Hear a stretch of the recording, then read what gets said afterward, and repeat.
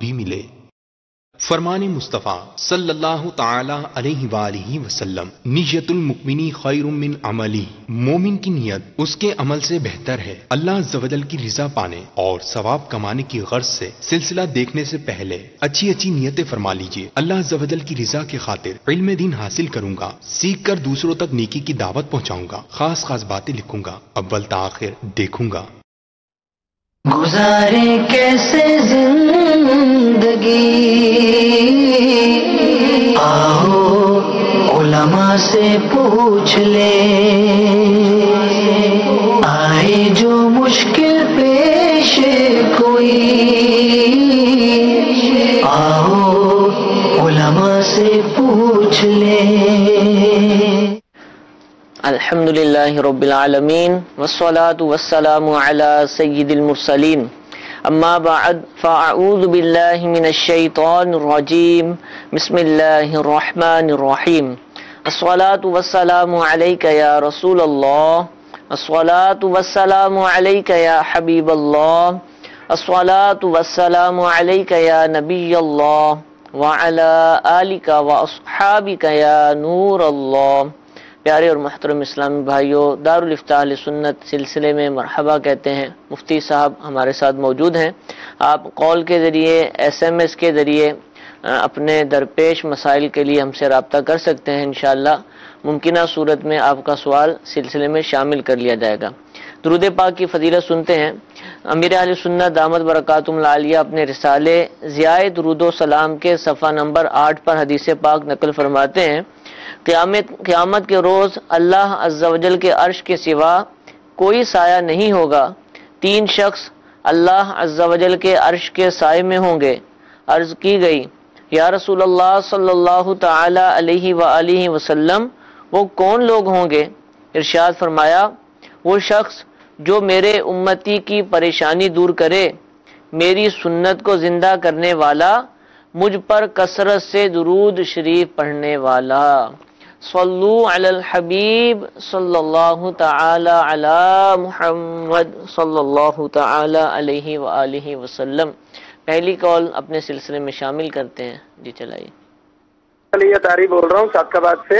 سر میں انشورنس کے متعلق پوچھنا چاہتا ہوں کہ یہ کن وجوہات کی بنا پر غیر شرعی اور حرام کام ہے؟ جی حضور۔ الحمدللہ رب العالمین والصلاة والسلام علی سید المرسلین، اما بعد فاعوذ باللہ من الشیطان الرجیم، بسم اللہ الرحمن الرحیم۔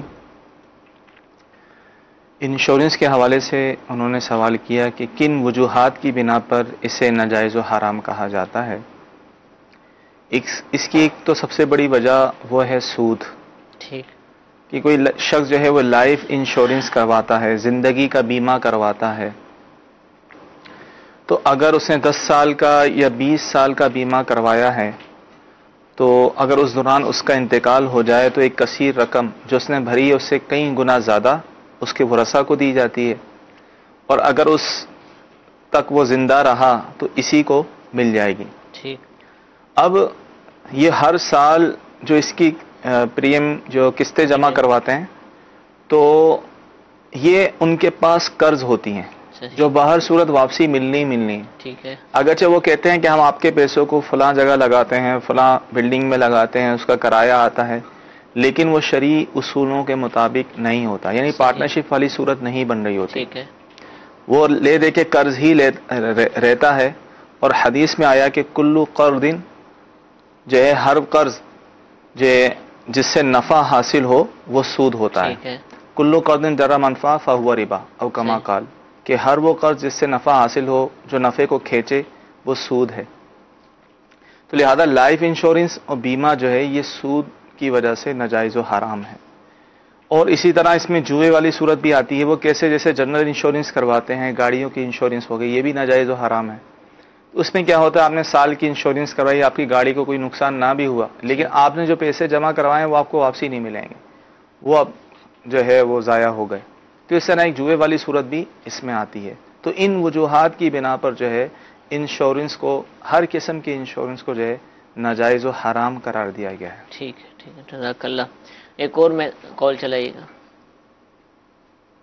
प्लीज मैनू वजाहत करके दस्यो भी आया जेड़ा अगर एक बाप दे 4 बेटे आ, एक मर जांदा ओ जो जायदाद कदों ओनू जायदाद मिलदी नहीं मुड़ के? जी, एक बाप के 4 बेटे हैं, मर जाए तो क्या उसको जायदाद मिलेगी यदि बाप से पहले मर जी गए? जी, यही इनका सवाल है कि क्या उसको जायदाद नहीं मिलेगी। देखें बात यह है, वारिस कौन होता है पहले तो इसको समझ लें कि वारिस वो शख्स कहलाता है जो मरहूम के इंतकाल के वक्त, जिसकी विरासत तकसीम होनी है, उसके इंतकाल के वक्त जो जिंदा हो, ठीक है, उसको वारिस कहेंगे। और जो उससे पहले इंतकाल कर गया वो वारिस नहीं है। तो लिहाजा जिस बेटे, किसी शख्स के 4 बेटे हैं, एक बेटे का इंतकाल बाप की ज़िंदगी में हुआ और फिर बाप का इंतकाल हुआ, तो उसके जो 3 बेटे हैं उन्हीं को हिस्सा मिलेगा, और भी जो बेटे बेटियां हैं दीगर वारिस। लेकिन जो बेटा बाप की ज़िंदगी में इंतकाल कर गया है उसका हिस्सा नहीं। ठीक है। अब ऐसी सूरत में करना क्या चाहिए? ऐसी सूरत में वालिद को ये करना चाहिए कि अगर उसकी ज़िंदगी में उसके बेटे का या किसी बेटी का इंतकाल हो गया है और वो शादीशुदा था, आगे उसके बच्चे भी हैं, तो उसे चाहिए कि उनके लिए कुछ वसीयत कर जाए। ठीक है। क्योंकि वारिस तो नहीं बनेंगे, वो जानता है कि मेरे और भी बेटे हैं, इनकी मौजूदगी में मेरे पोता पोती जो मरहूम बेटे की औलाद है वो वारिस नहीं बनेंगे। तो ऐसी सूरत में उलमा फरमाते हैं कि उन्हें चाहिए, दादा को, कि अपने पोते पोतियों के लिए कुछ वसीयत कर जाएं कि मेरे माल में से इतना हिस्सा, और वसीयत जो है 1/3 तिहाई माल में से की जा सकती है। या तो ज़िंदगी में नाम कर जाएं और शरई रहनुमाई लेके मुकम्मल कब्जा दे दें, या फिर उनके लिए वसीयत कर जाएं। लेकिन अगर ये दोनों चीज़ें ना की, ना जो है उनके नाम किया, शरई तरीके से दिया, ना वसीयत की, अब ज़ाहिर बाद में नहीं मिलेगी। अगर जो वरसा हैं वो बाहिमी रजामंदी से देना चाहें तो इनका देना ये एहसान होगा। इन्हें बतौर एहसान को देना भी चाहिए, क्योंकि कुरान में भी इसका हुक्म है कि जब तकसीम करने लगो कुछ आ जाएं लोग, अजीज व अकारिब आ जाएं, इन्हें भी कुछ दो। तो मुस्तहब है कि जो वारिस नहीं बन रहे तो उन्हें भी कुछ ना कुछ दे दिया जाए, लेकिन शरई तौर पे देना लाजिम नहीं होगा। ठीक है। तो कुछ मैसेजेस सिलसिले में शामिल करते हैं कि क्या फैसलाबाद से कराची एक अकेली औरत सफर कर सकती है? पाकिस्तान के 2 शहर हैं। औरत को बगैर महरम के, बगैर शोहर और बगैर महरम के जो है सफ़र करना, शरई सफ़र करना जायज़ नहीं। 92 किलोमीटर से ज़्यादा अगर कोई औरत सफ़र करना चाहेगी तो उस पर लाजिम होगा कि उसके साथ उसका शोहर हो या कोई महरम हो। ठीक है। अब फैसलाबाद से कराची जो है वो काफ़ी सफ़र है, तो लिहाजा बगैर महरम के वो सफ़र नहीं कर सकती। ठीक है। सवाल ये पूछा जा रहा है कि अगर किसी ने पाकी की हालत में नापाक कपड़े पहन लिए तो क्या दोबारा गुस्ल फर्ज हो जाएगा? देखिए, नापाक कपड़े पहन लिए और वो खुश्क हैं, ठीक है, तो वो पहनने से, जिस्म भी इनका खुश्क है, तो वो पहनने से जिस्म नापाक नहीं होगा। ठीक है। हाँ, अगर बिल्कुल नापाक कपड़े पे कुछ नजासत लगी थी, तर थी, और वो पहन लिए, वो छूट के जिस जिस्म के जिस हिस्से पे लगा तो सिर्फ उस हिस्से को धोना होगा, फिर भी पूरा गुस्ल करना लाजिम नहीं होगा। ठीक है जी। एक और कॉल चलाइए। मेरा मुफ्ती साहब से सवाल है कि अगर मुक्तद यानी जो इमाम के पीछे नमाज पढ़ रहा है, अगर उस पर सजदा साहब वाजिब हो तो क्या वो इमाम के सलाम फेरते ही सजदा साहब करे या इसका कोई और तरीका है? मुक्तदी पर सजदा साहब वाजिब हो जाए। पहले तो ये मसला जहन में रखें कि मुक्तदी पर जब तक वो हालत इक्तिदा में है, इमाम के पीछे है, उस दौरान अगर उससे कोई सहव हो गया, भूल हो गई, कोई वाजिब भूले से छूट गया, तो इस पर सजदा साहब लाजिम नहीं, ना अपनी नमाज में करना है। हाँ, अगर कोई वाजिब उसने जानबूझकर छोड़ दिया हो तो इस सूरत में जो है नमाज वाजिब इयादा दोबारा लौटाना वाजिब होगी। एक सूरत है, जैसे अगर इमाम सजदा साहू के लिए सलाम फेरे तो जो मसबूक है, जो बाद में शामिल हुआ है, उसे ये हुक्म होता है कि इमाम के साथ सलाम ना फेरे, ठीक है, सिर्फ सजदे करे। अगर उसने भूले से सलाम फेर लिया, ये समझते हुए कि भाई मतलब भूले से सलाम फेर लिया, मसला तो जानता था, पता था कि सलाम नहीं, लेकिन फिर भी भूले से फेर लिया, तो ऐसी सूरत में उसे अपनी नमाज जब पूरी करेगा उसमें सजदा साहू करना होगा, जबकि इमाम के कुछ देर बाद उसने किया हो। सही। और अगर जानबूझ के सलाम फेरा कि मुझे भी फेरना चाहिए इमाम के साथ, तो इस सूरत में जो मसबूक है تو اس کی نماز ٹوٹ جائے گی. ٹھیک ہے، یہ مسئلہ کئی دفعہ ہم نے بیان بھی کیا. سوال یہ پوچھا جا رہا ہے کہ اگر کسی کے گھر پر جوان بیٹی موجود ہو تو کیا باپ کو گھر سے پانی پینا حرام ہے؟ ایسا یہ پوچھ رہے ہیں. ایسی کوئی بات نہیں ہے، ٹھیک ہے. بلکہ عمومی طور پہ یہ ہوتا ہے، یہ سوال جب اٹھتا ہے کہ بعض جگہ یہ دیکھا ہے کہ اپنی بیٹیوں کے گھر نہیں جاتے. جن بیٹیوں کی شادی ہو جاتی ہیں تو گئے تو کھاتے پیتے نہیں ہیں. حالانکہ ایسا نہیں، خود حدیث ثابت ہے کہ آپ علیہ الصلوۃ والسلام جو خود تشریف لاتے تھے بی بی فاطمہ الزہرا رضی اللہ تعالیٰ عنہ کے گھر پر، وہ بھی جو ہے وہ آپ کے پاس آتی تھیں. تو شرعی طور پہ کوئی قباحت نہیں ہے، بالکل آ جا سکتے ہیں، بیٹی کے گھر میں جا کر کھا بھی سکتے ہیں، شریعت کی طرف سے کوئی ممانعت نہیں. ٹھیک ہے. جب فوت شدہ والدین کی تصویریں اپنے پاس رکھ سکتے ہیں یا پھر ان کو ضائع کر دیا جائے؟ ان کو ضائع کر دیا جائے. ٹھیک ہے، جو پکچر وہی، کیونکہ اپنے پاس رکھنا بھی ایک تعظیم کی صورت ہے. صحیح. اور تصویر کو تعظیم کے طور پر رکھنے کی اجازت نہیں ہے، جائز نہیں ہے، تو لہذا اسے ضائع کر دیا جائے. جی ایک اور کال چلائیے. 1000 روپے کی اگر ہم کمیٹی ڈالتے ہیں تو وہاں سے عمرہ پیکج اگر ہمارا ہو جاتا ہے تو یہ جائز ہے یا نہیں؟ کمیٹی ڈالتے ہیں اور اس سے عمرے وغیرہ پر جاتے عمرہ ہیں. کمیٹی بھی مشہور ہے. تو دیکھیں اگر جائز طریقے سے کمیٹی ڈالی ہے، ٹھیک ہے، اور جس طرح عام کمیٹیاں ہوتی ہیں اس طرح کی کمیٹی ہے، تو پھر تو ظاہر ہے اس کمیٹی اگر اس کی کھل گئی تو اس صورت میں ان پیسوں سے جو ہے وہ عمرہ کر سکتا ہے. ٹھیک ہے. اس میں شبہ کیا آتا ہے کیونکہ وہ کمیٹیاں اس نے مزید ابھی بھرنی ہوتی ہیں، جو کہ ایک طرح کا لوگوں کا قرض اس پر آ جاتا ہے. کیونکہ یہ قرض ایک طرح کا ہو جاتا ہے، یہ سمجھتے ہیں آپ قرض لے کر جانا، تو اس میں کوئی حرج نہیں. ویسے قرض خواہوں کی طرف سے اجازت ہی ہوتی سب کی طرف سے، اور ڈالی بھی اسی مقصد کے لیے جاتی ہے، تو اس میں کوئی حرج نہیں ہے، جا سکتے ہیں. اور یہ جو یہ غالباً صورت پوچھ رہے ہیں وہ قرآن اندازی والی ہے کہ جس کا نام نکل آیا تو اب وہ تو پیسے لے کر ہٹ جائے گا، عمرے پہ جائے جو کرے، اور بقیہ پھر اس کو نہیں بھرنے ہوں گے. تو کیا یہ ایسی صورت نہیں ہے؟ ایسی صورت میں یہ صورت کی اس کی تو اجازت نہیں ہے کہ جس کا انعام پیسے بھرتے ہیں، جس کا انعام نکل آیا تو بقیہ نہیں بھرنی. ٹھیک ہے. لیکن عام طور پہ ہمارے یہاں جو کراچی شہر میں رائج ہے وہ یہی ہے، عام کمیٹی کی طرح ہی ہے، نام نکل بھی آیا اس نے پھر بھی پیسے بھرنے ہیں. ٹھیک ہے. تو اس لیے ڈالی ہوتی ہے کہ چلیں اس طرح جو ہے پیسے جمع ہو جائیں گے، عمرے پہ چلے جائیں گے، تو یہ جائز ہے. ٹھیک ہے، جزاک اللہ. جی ایک اور کال چلائیے. سوال میرا یہ ہے کہ نماز جنازہ میں جب سلام پھیرتے ہیں چوتھی تکبیر پہ، تو کچھ لوگ پہلے سلام پہ ہاتھ چھوڑ دیتے ہیں اور پھر دوسرا سلام پھیرتے ہیں تو دوسرے پہ ہاتھ چھوڑ دیتے ہیں، اور کچھ جو ہیں وہ چوتھی تکبیر جب امام صاحب اللہ اکبر کہتے ہیں تو دونوں ہاتھ چھوڑ دیتے ہیں. اب اس میں بہتر طریقہ کون سا ہے؟ کچھ لوگ ہاتھ باندھ کے رکھتے ہیں، سلام پھیرنے کے بعد چھوڑتے ہیں. جی صحیح طریقہ اس میں صحیح طریقہ جو کتابوں میں لکھا ہے وہ یہی ہے کہ جب چوتھی تکبیر ہو، امام صاحب چوتھی تکبیر کہیں تو مقتدی بھی چوتھی تکبیر کہے، ٹھیک ہے، پھر دونوں ہاتھوں کو کھول دے. ٹھیک ہے. دونوں ہاتھوں کو کھولنے کے بعد پھر سیدھی طرف سلام پھیرے، پھر الٹی طرف سلام پھیرے.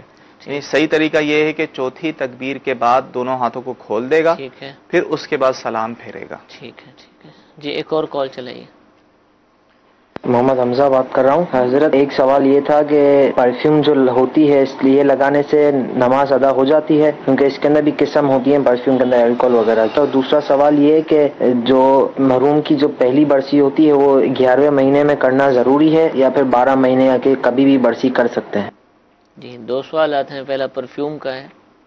دیکھیں پرفیوم لگانا جائز ہے اور عرصہ دراز سے علماء اہل سنت نے اس کی اجازت دی ہے عمومی بلوہ کی وجہ سے. اگر یہ لگا لیا تو اس سے کپڑے ناپاک نہیں ہوں گے، ٹھیک ہے، نماز بھی ہو جائے گی.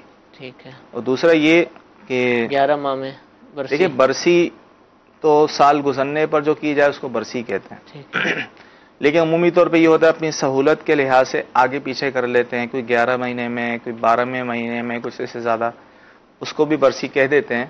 تو اس میں شرعی طور پہ حرج نہیں ہے کیونکہ یہ ایصال ثواب کا ایک ذریعہ ہے، تو اس میں کوئی حرج نہیں ہے. البتہ برسی کہا اسے ہی جائے گا جب سال پورا ہو. ٹھیک ہے. ان لغوی اعتبار سے جب برسی بولے جاتے ہیں تو اس کا مطلب یہ ہوتا ہے کہ سال گزرنے پر.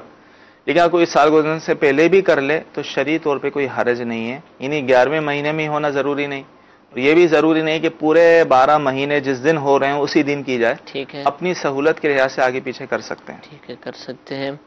میسج میں سوال یہ پوچھا گیا ہے کہ امام صاحب جو ہے وہ ظہر اور عصر کی نماز میں تلاوت نہیں کرتے تو کیا پیچھے مقتدی تلاوت کرے گا؟ تو تو پہلے تو یہ بتائیں کہ امام صاحب واقعتاً تلاوت نہیں کرتے ہیں یا کچھ اور معاملہ ہے؟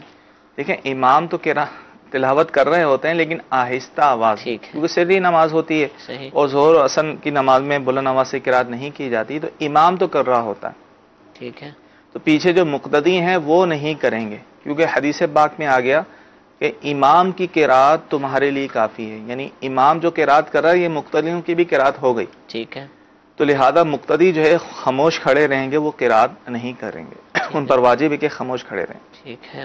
انسٹالمنٹ پہ جو چیزیں ملتی ہیں وہ مہنگی ملتی ہیں، تو کیا اس طرح مہنگی بیچنا یا پھر خریدنا جائز ہے؟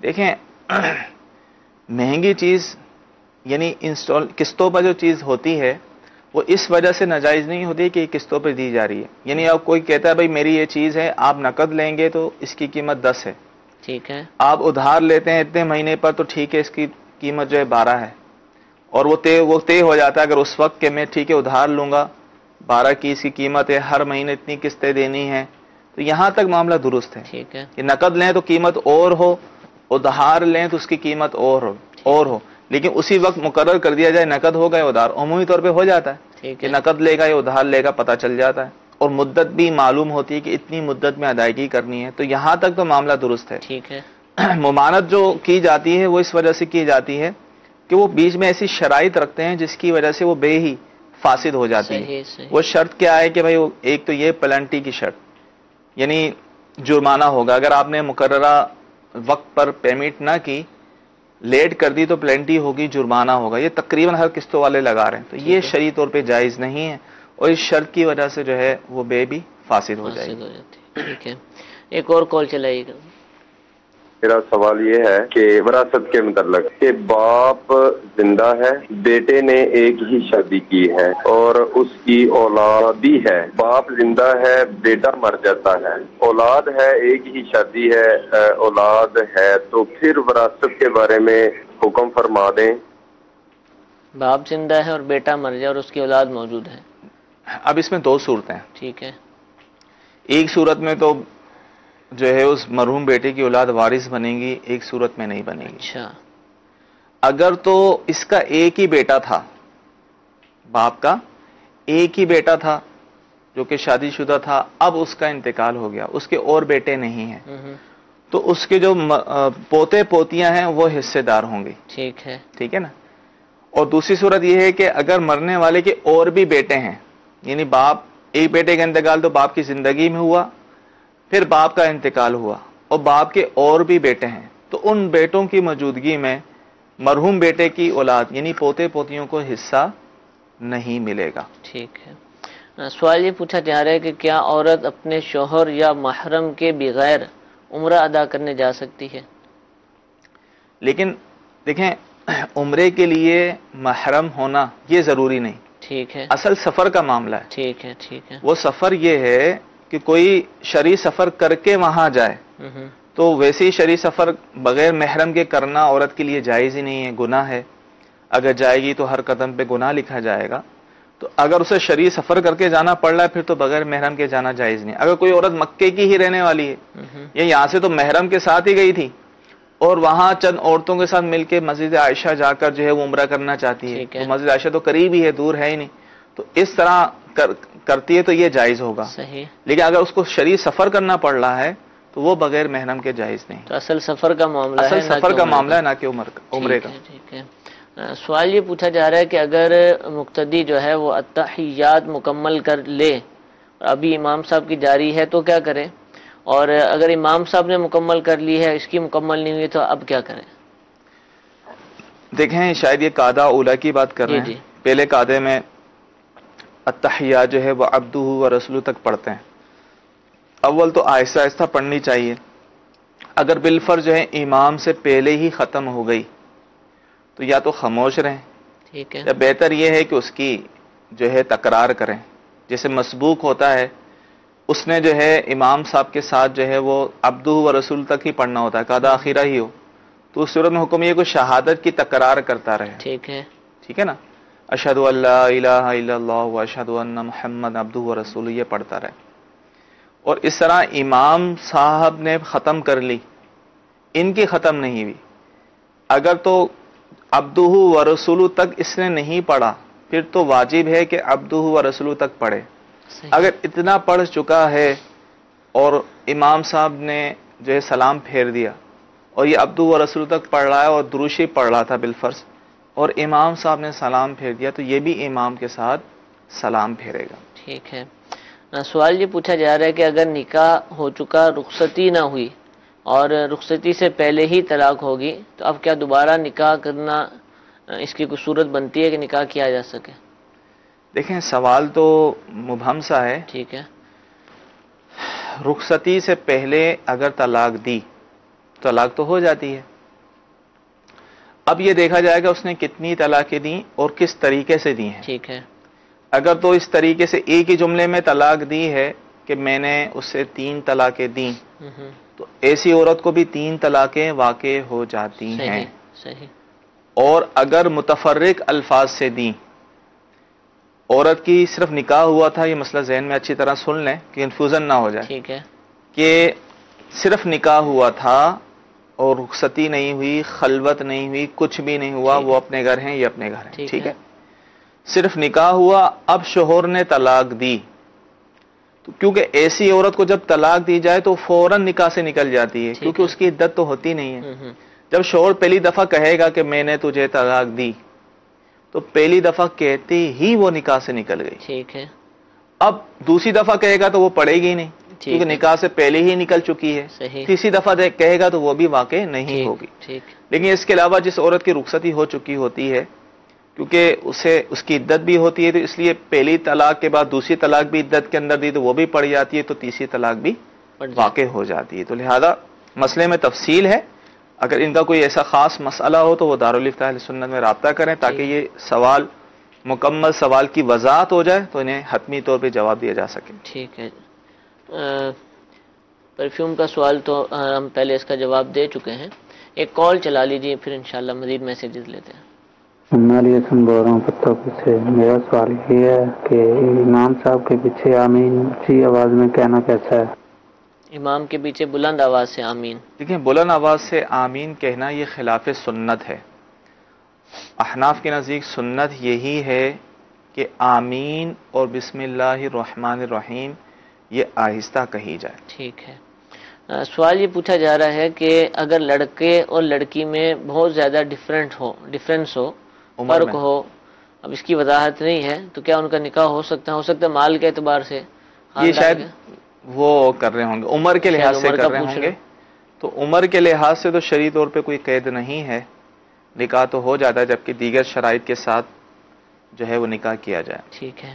تو سوال یہ ہے کہ شادی کے وقت 500 حق مہر مقرر کیا گیا تھا، اب 18 سال ہو چکے ہیں شادی کو، تو کیا وہ 500 روپیہ ہی دینا ہے یا پھر اس کو مالیت میں کنورٹ کریں گے اور اس کے حساب سے جو آج دیکھیں 18 سال پہلے جو 500 روپے مہر رکھا گیا، اگر تو وہ 10 درم کے برابر تھا، یعنی 10 درم ہوتے ہیں 2 تولہ 7.5 ماشا چاندی یا اس کی قیمت، ٹھیک ہے، جو تقریباً 30.618 گرام چاندی، تقریباً 31 گرام چاندی بنتی ہے، 31 گرام، تو اتنی مالیت کی اگر وہ 500 کی رقم بنتی ہے پھر تو ٹھیک ہے، اس کو اتنا ہی دینا ہوگا، 500 ہی دینا ہوگا۔ اور اگر کسی نے اس سے کم مہر رکھا، یعنی 500 اتنے نہیں بنتے تھے، 500 جو ہیں 10 درم سے کم بنتے تھے، تو پورے 10 درم کے برابر جو قیمت ہے 2 تولہ 7.5 ماشا کے برابر وہ قیمت دینی ہوگی۔ کب کی دیں گے؟ آج کل کے؟ آج کے حساب سے۔ اور اگر وہ پہلی 500 کے 10 درم کے برابر تھی تو پھر وہی دینی ہوگی، 500 ہی دینی ہوگی، 500 مالیت ہی ادا کر لینے۔ پوچھ رہے ہیں کہ گھر میں کیا جماعت قائم ہو سکتی ہے، جبکہ گھر میں تو WC بھی ہوتا ہے، گٹر لائن بھی گزر رہی ہوتی ہے اور اس طرح کی بہت ساری چیزیں، تو گھر میں نماز پڑھنا یا جماعت کا سوال کیا انہوں نے؟ دیکھیں اب مرد کے لیے تو حکم یہی ہے کہ قریب مسجد ہو تو مسجد کی جماعت واجب ہے، ٹھیک ہے نا۔ اگر کوئی عذر ہے یا کسی وجہ سے جماعت چھوٹ گئی ہے تو گھر میں بھی جماعت ہو سکتی ہے، اس کی بھی شرائط ہیں۔ باقی جو انہوں نے وجہ پوچھی ہے کہ گھر میں تو WC بھی ہوتا ہے، یہ بھی ہوتا ہے، اس وجہ سے کوئی کراہت لازم نہیں ہوگی، نماز ہو جائے گی۔ ٹھیک ہے۔ سوال پوچھ رہے ہیں کہ مچھلی یعنی فش کو کیوں نہیں پکڑ سکتے؟ ایسا ہے کہ اس کو پکڑنے سے منع کیا گیا؟ کھانے کے لیے کوئی پکڑ رہا ہے اور جو ہے کاروبار کے لیے، جس کا کاروبار ہی یہی ہے مچھلیاں پکڑ رہا ہے، تو وہ تو جائز ہے. ایک شوقیہ طور پہ جو ہے لوگ تفریح کرتے ہیں، شکار کرتے ہیں، اس کی شرعی طور پہ اجازت نہیں ہے. ٹھیک ہے، کھانا مقصود ہے تو کھانا ہی مقصود ہے یا کاروبار کرنا مقصود ہے تو اس صورت میں پکڑ سکتے ہیں. ٹھیک ہے جی، ایک اور کال چلائیے. پیش امام جو پار پڑھاتا ہے، کسی کو داڑھی ہے، کسی کو داڑھی نہیں ہے، کوئی کلین کو شیو کراتا ہے، کوئی کٹواتا ہے، اس سے پیش امام کی ساری جماعت کا نماز ہوتا ہے یا نہیں ہوتا ہے؟ جی حضور، دیہاتوں میں بالخصوص ایسا بہت زیادہ ہے. دیکھیں اس صورت میں جو ہے وہ جو داڑھی منڈا ہے شخص وہ ہے فاسق. جو داڑھی منڈاتا ہے یا حد شرع سے کم کٹاتا ہے، اور فاسق کی تعظیم کرنا جائز نہیں. اب کسی فاسق کو، ایسے شخص کو امامت کے لیے کھڑا کرنا یہ ایسا ہی ہے کیونکہ اس کی تعظیم ہے. یہ کسی کو امام بنانا ہوا کہ اس کی تعظیم کرنا، تو لہذا فاسق کی تعظیم کی شریعت میں ممانعت کی ہے. تو لہذا ایسے شخص کو امام بنانا جائز نہیں ہے. اگر اس کے پیچھے نماز پڑھ لی تو گناہگار ہوں گے، توبہ بھی لازم ہوگی، اس نماز کو دوبارہ لوٹانا بھی واجب ہوگا. ٹھیک جی، ایک اور کال چلائیے. دارالفتہ اہل سنت کے سلسلے میں میرا مفتی صاحب سے یہ سوال ہے کہ جماعت کے لیے کتنے آدمیوں کا ہونا ضروری ہے؟ کیا 2 لوگوں میں جماعت ہو سکتی ہے؟ جی ہاں، 2 لوگوں میں بھی جماعت ہو سکتی ہے. تو جو کر سکتے ہیں اس کا طریقہ کار کیا ہوگا؟ اس کا یہ ہوگا کہ اگر ایک ہی مقتدی ہے تو وہ بالکل امام کے ساتھ کھڑا ہو جائے گا. بس یہ احتیاط کرے کہ امام اس کی ایڑیاں امام کی ایڑیوں سے آگے نہ ہو، تاکہ امام کے ساتھ ہی کھڑا رہے. صحیح. اس دوران اگر کوئی دوسرا آ جاتا ہے تو وہ اس کو پیچھے کر لے، وہ مقتدی پیچھے ہو جائے، یا امام اگر آگے جگہ تو امام آگے ہو جائے. ٹھیک ہے، اس طریقے سے پھر ایک سے زائد بھی بعد میں شامل ہو سکتے ہیں. جی ایک اور کال چلائیے. میرا نام سلمان ہے. میرا یہ سوال ہے کہ میں ایک مرشد کے پاس بیعت ہوں، کیا میں دوسرے مرشد کی بیعت لے سکتا ہوں؟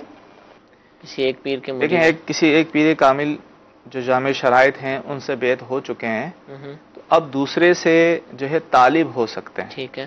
تو 2 پیر کے مرید اس طرح نہیں ہوتے، بلکہ اگر کسی اور سے بھی ہونا ہے تو طالب ہو سکتے ہیں. ٹھیک ہے. طالب سے مراد یعنی کہ مطلب ان سے بھی فیض و برکت حاصل ہوگی. ٹھیک ہے. جیسے ایک طالب و ایک استاد والا معاملہ ہوتا ہے. ٹھیک ہے. کہ جو ہے ان سے بھی فیض ملتا رہے گا، ان سے بھی ملتا رہے گا. پیر صاحب تو وہی رہیں گے، اور ان سے طالب ہونے سے یہ فائدہ ہوگا، ان سے بھی فیض و برکات حاصل ہوتے رہیں گے. جیسے کہ امیر اہل سنت دامت برکاتہم العالیہ بھی اپنے سلسلے میں یعنی قادری سلسلے میں بیعت فرماتے ہیں، اور اگر کوئی دوسرے کسی پیر کامل کا مرید ہے تو ان کو طالب بھی فرماتے ہیں. انشاءاللہ عز و جل ابھی غالباً آج سے ہی مدنی مذاکروں کا سلسلہ شروع ہو جائے گا مدنی چینل پر، اور یہ 12 ربیع الاول کے بعد تک جاری رہے گا انشاءاللہ. تو روزانہ ہی مدنی مذاکرے کے اندر یا جب بھی مدنی مذاکرہ ہوتا ہے تو امیر اہل سنت بیعت بھی فرماتے ہیں. تو جو عاشقان رسول امیر اہل سنت دامت برکاتہم العالیہ کے ہاتھ سلسلہ عالیہ قادریہ رضویہ کے اندر مرید ہونا چاہتے ہیں تو وہ مدنی مذاکرے کو دیکھیں. جیسے ہی اس کا اعلان ہو تو جو کلمات امیر اہل سنت دامت برکاتہم العالیہ ادا کرتے جائیں، آپ ساتھ ساتھ ادا کریں گے تو انشاءاللہ آپ بھی امیر اہل سنت دامت برکاتہم العالیہ کے ذریعے سلسلہ عالیہ قادریہ رضویہ میں مرید ہو جائیں گے. تو آج سے انشاءاللہ مدنی مذاکروں کا سلسلہ شروع ہو جائے گا. تو اچھا، بیچ میں ایک سوال ہوا تھا مہر کے حوالے سے.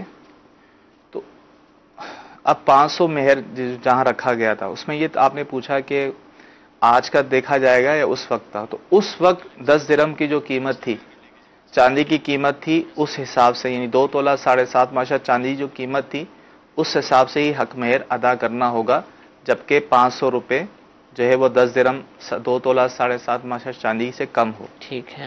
جو سوال یہ پوچھ رہے ہیں کہ کیا شیشہ یعنی آئینہ دیکھنے سے وضو ٹوٹ جاتا ہے؟ کسی نے اگر آئینہ دیکھ لے تو اس کا وضو کیا؟ آئینہ یا شیشہ دیکھنے سے وضو نہیں ٹوٹتا. ٹھیک ہے، اس کا وضو بالکل برقرار رہے گا.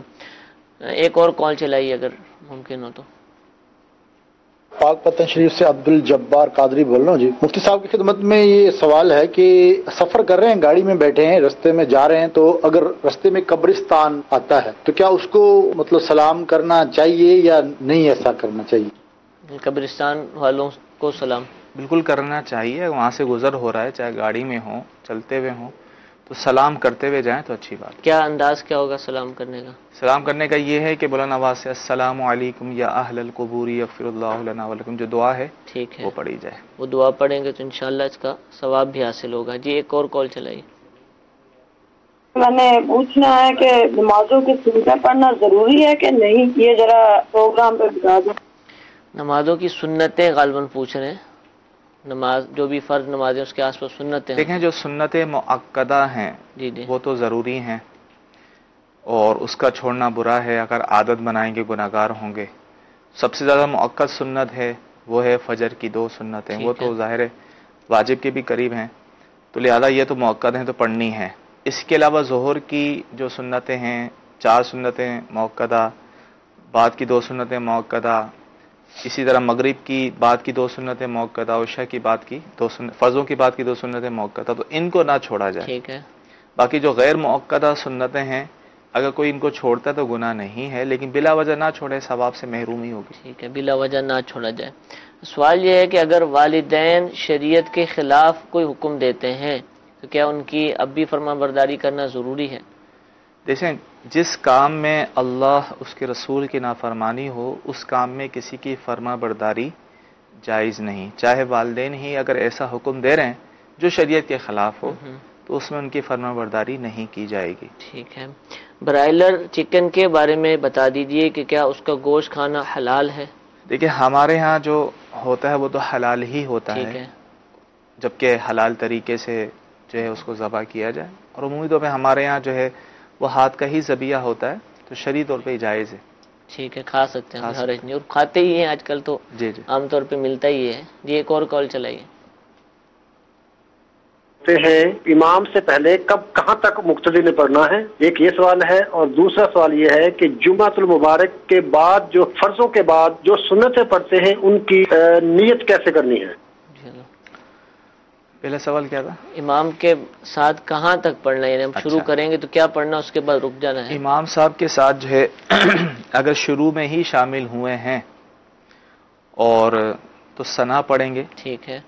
اگر امام نے بلند آواز سے ابھی قرات شروع نہیں کی تو ثنا پڑھیں گے، ولا الہ غیر تک پوری ثنا پڑھ لیں گے۔ اب اس کے بعد خاموش ہوں گے، اعوذ باللہ بسم اللہ نہیں پڑھیں گے، کیونکہ اعوذ باللہ بسم اللہ یہ جب پڑھی جاتی ہے جب الحمد شریف پڑھنی ہے، اور مقتدیوں نے تو الحمد شریف نہیں پڑھنی ہوتی، وہ امام نے پڑھنی ہوتی ہے، تو امام ہی پڑھتا ہے، تو یہ صرف ثنا سبحانک اللہم یہ پڑھ کر خاموش ہو جائیں گے، اس کے بعد کوئی قرات نہیں کریں گے۔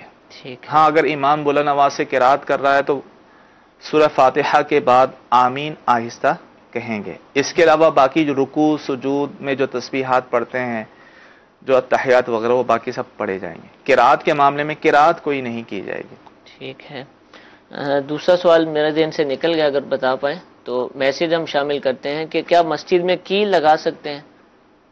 دوسرا سوال ایک میرے ذہن میں ہے، وہ میں انہوں نے جمعے کی سنتوں کے حوالے سے پوچھا ہے کہ فرضوں کی بعد کی جو سنتیں ہیں اس میں نیت کیا کریں گے۔ ٹھیک ہے۔ دیکھیں کنفیوژن یہ ہے کہ عمومی طور پہ ظہر کی نیت کی جاتی ہے، لیکن ظہر کی نہیں بلکہ جمعہ کی نیت کرنی چاہیے، اور فرضوں سے پہلے جو سنتیں ہیں اس میں قبل جمعہ کی نیت کریں، ٹھیک ہے، اور بعد کی جو سنتیں ہیں اس میں بعد جمعہ کی نیت کریں۔ لیکن اگر کسی نے بالفرض ظہر کی نیت کر لی تھی، اب آج اس کو مسئلہ معلوم ہوا اس سے پہلے وہ ظہر کی نیت کرتا تھا سنتوں میں، پھر بھی اس کی سنتیں ہو جائیں گی، لیکن صحیح طریقہ یہ ہے کہ جمعہ کی ہی نیت کرے، جو ترتیب جس طریقے سے بتائی کہ فرضوں سے پہلے والی سنتوں میں قبل جمعہ اور فرضوں کے بعد والی سنتوں میں بعد جمعہ کی نیت کرے۔ ٹھیک ہے۔ آخری سوال کا جواب عطا فرما دیجیے کہ مسجد میں کیل لگا سکتے ہیں؟ دیکھیں ضرورت اور حاجت کے تحت لگا سکتے ہیں، ٹھیک ہے نا، اگر ضرورت ہو حاجت ہو مسجد کو تو اس صورت میں لگائی جا سکتی ہے، مسجد کے کام کے لیے اگر مسجد کے کام کے لیے ہو، اپنی ذات کے لیے تو خیر نہیں۔ ٹھیک ہے، جزاک اللہ۔ میٹھے میٹھے اسلام بھائی، سلسلہ آپ نے ملاحظہ فرمایا، وقت سلسلے کا ہمارا ختم ہو چکا ہے۔ انشاءاللہ عز و جل پیر کے دن دوبارہ دارالافتاء اہل سنت کے سلسلے کے ساتھ حاضر ہوں گے۔ کل اتوار ہے اور ہر اتوار کو الحمدللہ اسی وقت احکام تجارت سلسلہ جو کہ استاد محترم مفتی علی اصغر عطاری دامت برکاتہم العالیہ پیش فرماتے ہیں، اور بالخصوص تجارت سے متعلق جو احکام شریعت ہوتے ہیں اس سلسلے میں بیان کیے جاتے ہیں. اس سلسلوں کو بھی دیکھنے کی نیت فرمائیے. اور اس سے پہلے کہ جیسا کہ خوشخبری سنائی گئی کہ انشاءاللہ عز و جل آج سے ہی امیر اہل سنت دامت برکاتہم العالیہ مدنی مذاکروں کا سلسلے کا آغاز فرما دیں گے. انشاءاللہ کچھ ہی دیر بعد اذان عشاء ہوگی اور اذان عشاء نماز عشاء اور اس کے بعد انشاءاللہ مدنی مذاکرے کا آغاز ہو جائے گا.